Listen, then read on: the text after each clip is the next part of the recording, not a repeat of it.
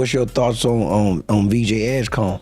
I like VJ. I thought he showed tremendous upside in, when he played with Bahamas, and it's almost funny because watching it, he stood out, but I didn't know the name. How good is VJ Edgecombe? Actually, VJ Edgecombe. VJ Edgecombe. Grimes against Anthony Simons, down to VJ. He jams it. Edgecombe's first basket. Back out. Edgecombe buries it in three. The Generator. The kid from the Bahamas who came from nothing is now one of the most explosive rookies in the NBA. He went 3rd overall to the 76ers. With the 3rd pick in the 2025 NBA Draft, the Philadelphia 76ers select VJ Edgecombe from Bimini, Bahamas. He's averaging 15 points, 5.5 rebounds, and 4 assists. He's a human highlight reel. But here's the real question. Is VJ actually as good as the hype says? Or is he just another athletic freak who'll never put it all together? What I love about this kid is what everybody love about him. He, like a lot of kids nowadays, got bop. I ain't saying he ain't got bop, but he ain't utilized, he don't need it. He's straight at you. Today, we're breaking down exactly how good this kid really is. Let's get into it. What's up? This is Basketball RX. VJ Edgecombe is one of the most exciting rookies in the NBA right now. Elite athleticism, two-way potential, winning mentality. The Philadelphia 76ers took him 3rd overall in the 2025 draft. What were the moments you remember most about just the way your mom poured into you throughout your life and your career? Man, them long nights, I'm telling you, I lived off a generator. I ain't had no electricity. I lived off a generator for 7 years. And he's already showing why. But when you dig into his game, there are legitimate questions about whether he can become a star or if he's destined to be an elite role player. So today we're answering the question, how good is VJ Edgecombe actually? Young fella, VJ Edgecombe is playing like the Rookie of the Year. He's not only playing like Rookie of the Year, though. He's playing like a seasoned vet, like an all-star.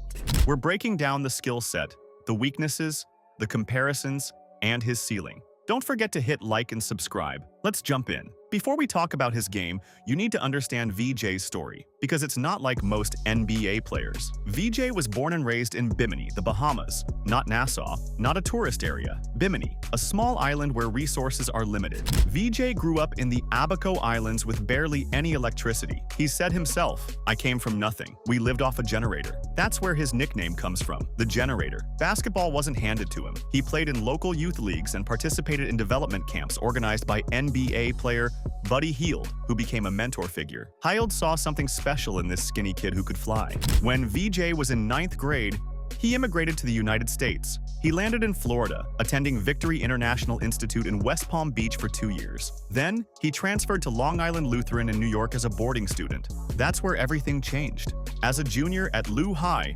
VJ averaged 15.5 points, 5 rebounds, 2.3 assists, and 2.2 steals per game. The Crusaders won the state championship. Edgecombe was named New York Gatorade Player of the Year and NIBC Player of the Year. But here's what really put him on the map. During his junior summer with the Adidas 3SSB circuit, VJ shot up the rankings. He was originally ranked 153rd in the composite rankings. After that summer, top 5 in the entire class. He showed out against the best high school players in America and proved he belonged. As a senior, he averaged 17.3 points, 6 rebounds, 4 assists, and 2.3 steals. He was selected to play in the McDonald's All-American game. He was a consensus 5-star recruit. Duke and Kentucky came calling, but VJ chose Baylor. At Baylor, playing under Scott Drew, VJ averaged 15 points, 5.6 rebounds, 3.2 assists, and 2.1 steals per game.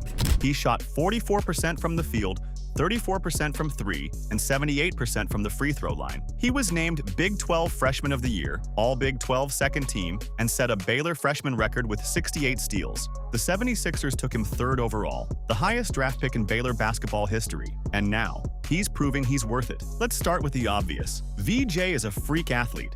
Baylor head coach Scott Drew compared him to Dwyane Wade and Russell Westbrook in terms of speed and explosiveness. That's not hyperbole. VJ is one of the most athletic guards in this rookie class. Maybe the most athletic, he's 6 feet 5 inches, 180 pounds. Not big, but long and wiry. He moves differently than most players. Scouts say he glides rather than runs up the court. His first step is explosive. His leaping ability is insane. He can get off the floor on one leg or two. He's throwing down posters on grown men in the NBA. But what separates VJ from other athletes is his body control. He's not just jumping high.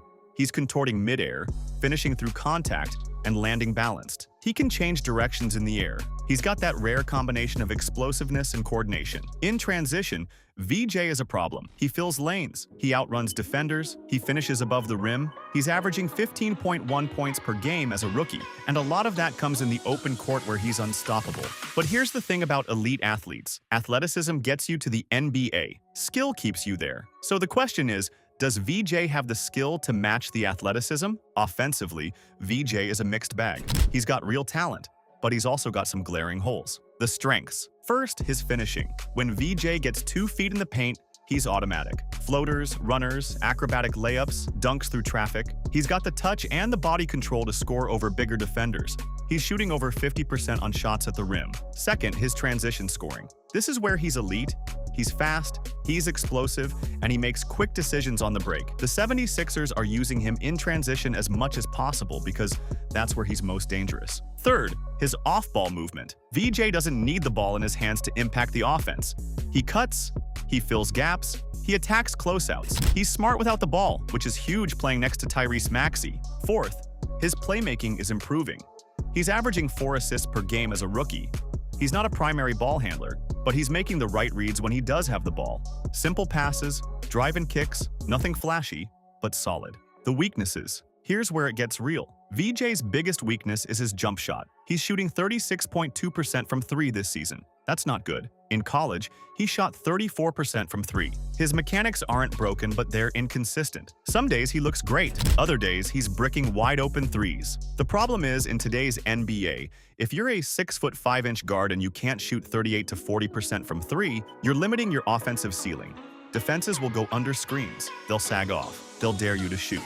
And if you can't make them pay, you become easier to guard. Second, his half-court creation. VJ can get downhill and attack the rim, but he doesn't have elite ball handling. He's not breaking ankles. He's not creating separation with advanced dribble moves. According to Synergy, he only finished on 43.2% of his drives in college. That's below average. He's relying on athleticism to beat defenders, which works against college kids but gets harder in the NBA. Third, his shot selection. Sometimes VJ tries to do too much. He takes tough shots, he forces drives, he doesn't always pick his spots. That's rookie stuff, and it's fixable, but it's there. So offensively, VJ is a work in progress. He's got elite tools, he's got a solid foundation, but he needs to develop a consistent jumper and improve his half-court creation if he wants to be more than a transition threat and dunker. Now let's talk about where VJ really separates himself. Defense. This kid is a dog on defense. He takes pride in guarding the opponent's best perimeter player. He's got the length, the quickness, and the competitive fire to lock guys down. At Baylor,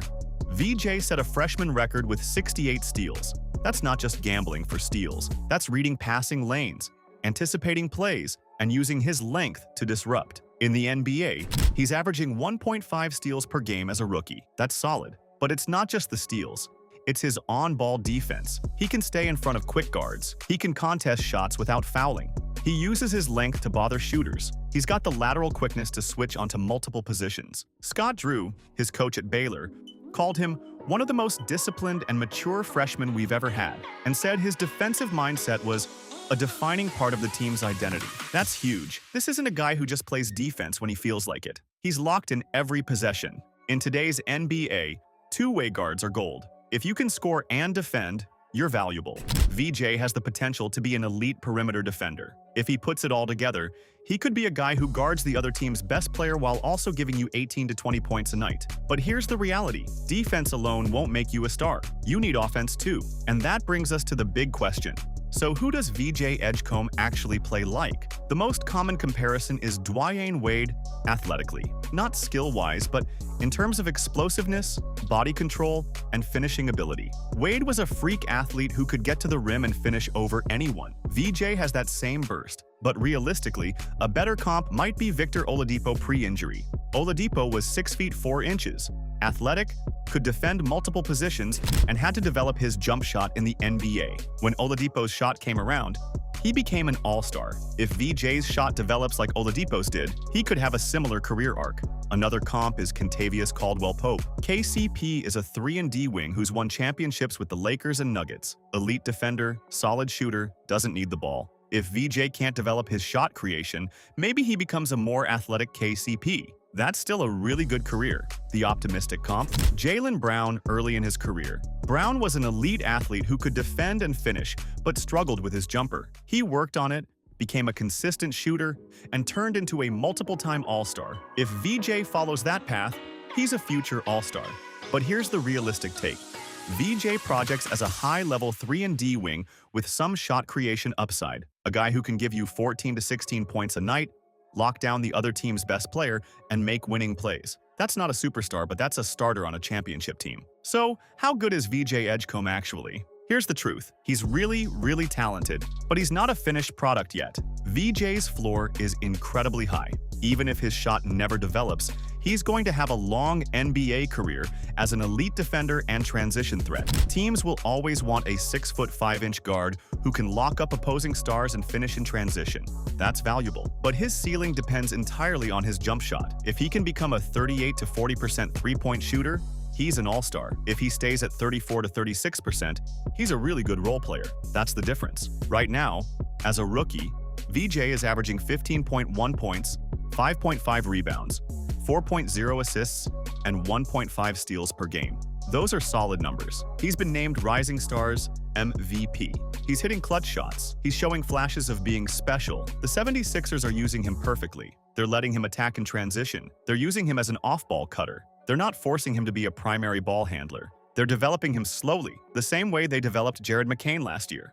And it's working. Long-term, I see VJ as a multiple-time all-defensive team selection. I see him as a guy who makes 1 to 2 all-star teams if everything breaks right. I see him as a 16 to 18-point scorer who can guard the other team's best player and make big plays in big moments. Is that what you want from the 3rd overall pick? It depends. If you're looking for a franchise-changing superstar, maybe not. But if you're looking for a two-way stud who can be the 3rd best player on a championship team, then yes, VJ is exactly what you want. The big question now is, can the 76ers build a contender around Tyrese Maxey, VJ Edgecombe, and whoever else they add?